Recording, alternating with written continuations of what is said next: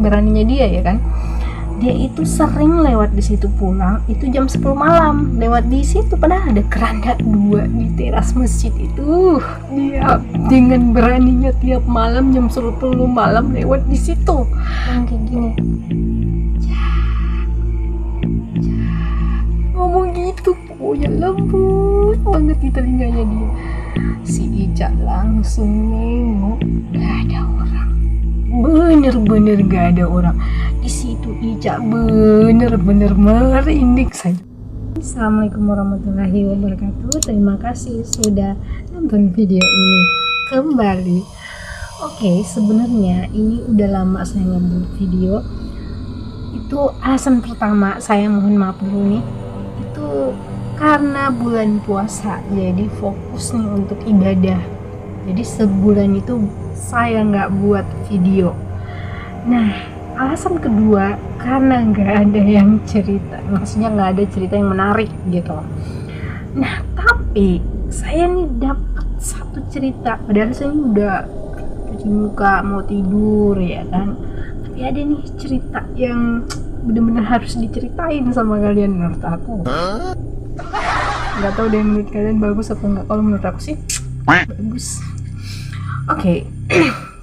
Ini adalah kisah tentang seorang wanita yang pada awalnya dia nggak percaya bahwa ada gangguan di dalam masjid itu.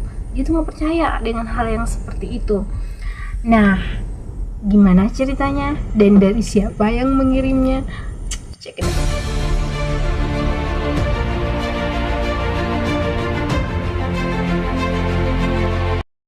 Saya sebut aja ini namanya si Ica.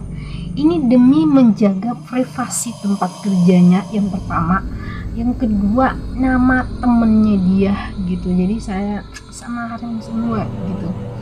Jadi si Ica ini itu kerja di sebuah rumah makan.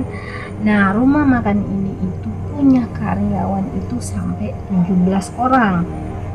Jadi Ica kalau pulang kerja, dia itu harus melewati sebuah masjid, yang mana di masjid itu di terasnya ada sebuah keranda mayat gitu.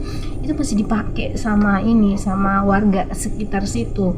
Keranda itu ada 2. Nah, si Ica ini kalau mau ke tempat kerja atau pulang dari tempat kerja sebenarnya bisa lewat jalan gede gitu, tapi dia nggak mau. Itu dikarenakan dia ingin mengefisienkan waktu. Jadi kalau lewat di masjid tuh, potong masjid itu lewat lorong-lorong rumah warga, itu lebih deket ke tempat kosannya dia. Makanya dia sering pakai jalan itu, dilewati di situ nih jalannya ya kan. Nah, ini berawal dari cerita temen kerjanya si Ica, namanya Riris. Nah, si Riris ini cerita, dia nih manggil nih si Ica. Sebenarnya tuh mereka emang suka cerita horor sih, tapi nggak tahu kenapa pada saat itu gilirannya si Riris nih yang cerita. Sebenarnya dia nggak pernah cerita horor, dia nggak punya gitu. Tapi pada saat itu dia pengen cerita, dan itu berdua sama si Ica.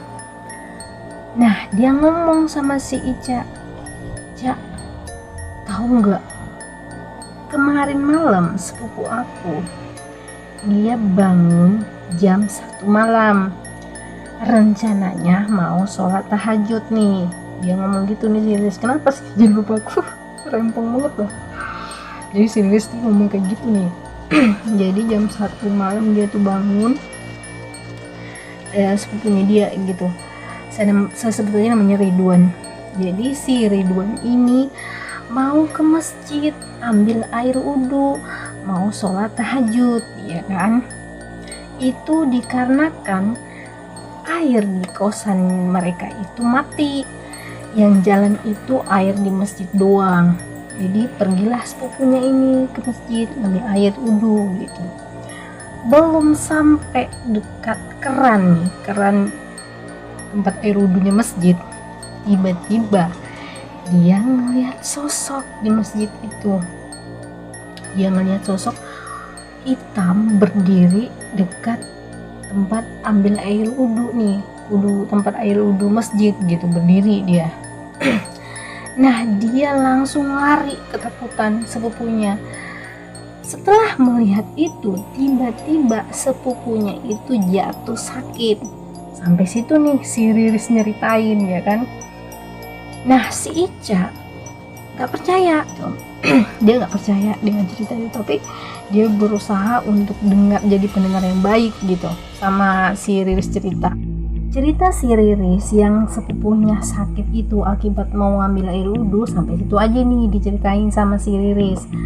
Nah, kebesokannya si Riris itu mau sholat di masjid yang pernah diceritain si Riris, kan deket tempat kerjanya ya kan, dia kan sering lewat di situ juga si Ica gitu. Nah, padahal ini siang lagi sholat duhur nih ya kan. Nah, pada saat si Riris lagi sholat berjamaah, masalahnya nggak sholat sendiri, berjamaah sholat duhur. Nah, si Ica posisinya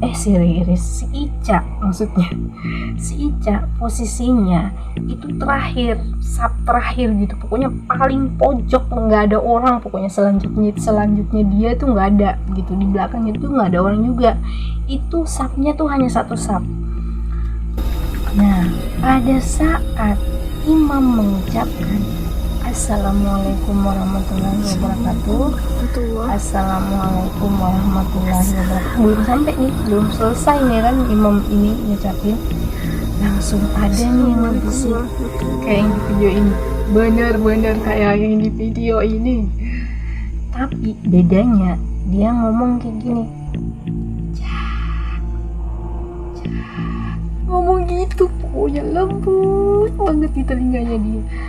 Si Ica langsung nengok, gak ada orang, bener-bener gak ada orang di situ. Ica bener-bener merinding, saya juga ikut merinding gue, ya Allah. Di situ si Ica bener-bener merinding, dan dia mulai yakin kalau emang hal gaib itu ada di masjid beneran. Jadi si Ica itu mulai dari situ yakin gitu. Ya mungkin itu jin, tapi kalau jin muslim itu nggak bakalan ganggu orang sholat itu, kecuali jin kafir. Tapi itu masalahnya ya kan, masuk masjid gitu, mungkin sekelas iblis kali atau gimana gitu. Nah, nggak sampai situ lagi nih ceritanya si masjid ini. Pada saat malam, tadi kan siang udah diganggu dia nih ya kan. Pada saat malam ada ini salah satu temennya dia yang sebenarnya tuh nggak pernah bawa si Ica, itu beraninya dia ya kan, dia itu sering lewat di situ pulang itu jam 10 malam lewat di situ, padahal ada keranda 2 di teras masjid itu. Dia dengan beraninya tiap malam jam 10 malam lewat di situ. Nah, anehnya dia dikerjain pada saat ada temen ceweknya dia. Jadi mereka tuh berjalan berdua. Si Ica, saya sebut aja namanya Indah, si Ica sama si Indah lagi lewat di situ. Si Ica sama si Indah lagi lewat masjid itu nih.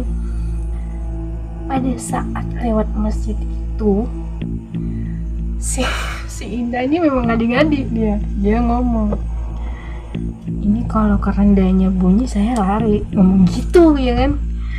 Tiba-tiba pintu yang dalam masjid itu keprak, nggak ada angin, nggak ada hujan, langsung keprak gitu, lari duluan. Tapi si Ica sama sekali nggak lari. Siapa yang lari? Temennya Ica yang lari. Bener jempol sih, berani, dia terus berani dia. Oke, sekian dulu ini, karena gak tahu kenapa kondisinya kayak gini, saya nggak berani. Oke, sekian dulu ceritanya, mudah-mudahan kalian terhibur. Assalamualaikum warahmatullahi wabarakatuh.